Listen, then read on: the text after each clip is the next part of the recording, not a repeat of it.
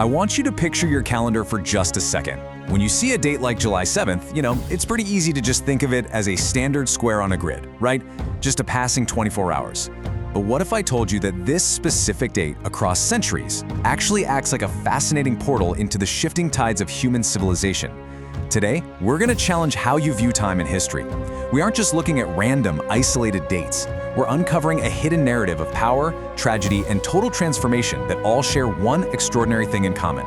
They literally all happened on the 7th of July. So here's the big question we need to answer. Is July 7th just a quirky coincidence of the calendar? Or is it a recurring flashpoint? Like, is it the first domino that, once pushed, triggered the shaping of our entire modern world? In this explainer, we're going to connect the dots of cause and effect spanning across centuries. As you'll see, a single day can actually host the birth of empires, spark devastating global conflicts, and mark the sudden shocking ends to eras of exploration and political stability. Okay, let's dive right into this. Here is our roadmap. We'll start with the foundations of empires, move into discoveries and colonialism, look at the start of global conflicts, explore tragedies of the modern era, and wrap it all up with the confluence of time and history. Part 1. Foundations of Empires. Tracing the bedrock of European power. To really understand the modern world, we have to look at the early anchors of European power that essentially set the chessboard for everything that followed. And to do that, our journey begins over a millennium ago. On July 7th, 936 AD, Otto I was crowned King of Germany. And remarkably, it was around this exact same time of year in 962 AD that he cemented his rule by being crowned the Holy Roman Emperor. Now you might be wondering, why does this matter? Well, because Otto didn't just put on a crown, he laid the absolutely critical bedrock for European imperial structures. By uniting these fragmented Germanic and Italian territories, he established a centralized power dynamic that would completely dominate European politics, religion, and military strategy for centuries to come. This was quite literally the blueprint for empire. Moving right along to Section 2, Discoveries and Colonialism. The irresistible urge for global expansion. So, bridging from that consolidated mainland European power, we see this irresistible urge to start looking outward. The focus shifted away from just controlling the land to mastering the seas. And this brilliantly illustrates how that shift is anchored right around July 7, 1497, when Vasco da Gama departed Portugal for India. This wasn't just a sailing expedition, folks. It was the very first domino in a massive chain that created global maritime empires. By finding a direct sea route to India, da Gama bypassed the overland monopolies entirely. This rewired global trade, which directly funded the rise of colonialism and ultimately established sea power as the ultimate metric of global dominance. And the consequence of this shift was just monumental. Before these discoveries, we mostly saw localized European land conflicts, armies fighting over borders. But post da Gama, the discovery of new trade routes directly escalated into fierce global maritime power struggles among emerging colonial powers, places like Portugal, Spain, and later Britain and France. The entire globe was now the battlefield, and it was all fueled by the incredible wealth generated from these newly connected continents. Which brings us to Section 3, Start of Global Conflicts, when colonial and maritime rivalries boil over. So, this relentless expansion and competition for resources? Yeah, it couldn't last peacefully forever. It eventually boiled over. But how did these expanding empires actually affect the global balance of power? Well, let's take a look at two pivotal power grabs that both happened, you guessed it, on July 7.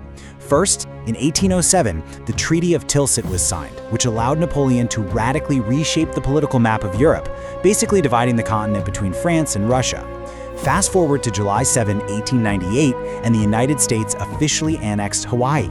This wasn't just acquiring some islands, it was a massive strategic move that entirely shifted the balance of naval power in the Pacific, really setting the stage for the American century. As we move into the 20th century, the geopolitical pressure cooker basically exploded. And objectively speaking, July 7 acted as a violent catalyst in two completely different theaters of war. Over in Asia in 1937, we have the Marco Polo Bridge Incident. Meanwhile, in Europe in 1940, the early critical stages of the Battle of Britain were underway, fundamentally testing and altering the balance of power in Europe against Nazi Germany. We're talking about two monumental struggles anchored to the exact same calendar day. Let's zoom in on the Asian theater for a second. The Marco Polo Bridge Incident on July 7, 1937 is a really prime example of how localized tension can just ignite a global firestorm. This was not just a border skirmish between Japanese and Chinese troops. It was the absolute spark that officially ignited the devastating Second Sino-Japanese War. This brutal conflict then seamlessly merged into the broader Asian front of World War II, fundamentally shaping modern Asian geopolitics in ways that we still see playing out today. Moving to Section 4, Tragedies of the Modern Era, Navigating the Aftermath of Empires. As we navigate the really complex aftermath of those global empires we were just talking about, we see the pushback of decolonization.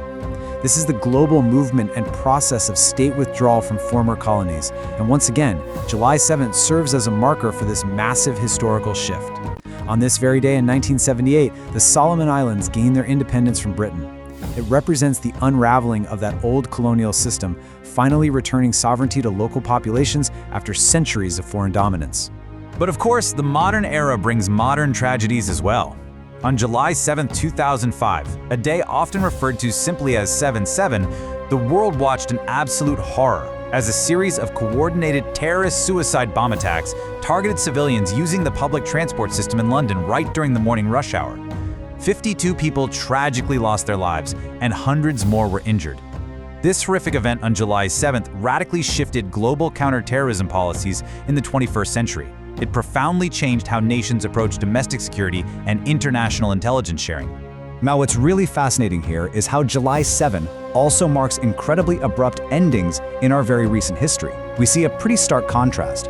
In 2021, the shocking assassination of Haitian President Jovenel Moïse plunged the nation into a deep, sudden political crisis that it is still navigating today. But exactly a decade earlier, on July 7, 2011, we saw the final, historic flight of the Space Shuttle Atlantis, which officially closed a massive 30-year chapter of American space exploration. Two completely different events on the exact same day, instantly closing the book on an era. Finally, Section 5, Confluence of Time and History, where the dynamic meets the static. Okay, let's take a slightly more philosophical look at time itself. The Gregorian calendar is solar, right? It's static. July 7 is always July 7 in the exact same season. But the Islamic calendar is lunar, meaning it's about 10 to 12 days shorter than the solar year. Because of this shifting lunar calendar, profound spiritual and historical events in the Islamic world cycle continuously through the solar year, and sometimes they intersect perfectly with our fixed date of July 7. And because of that continuous cycle, July 7 has, across different years throughout history, hosted some deeply significant religious events. Depending on the year, July 7 has actually fallen during the holy month of Ramadan or the celebration of Eid al-Fitr.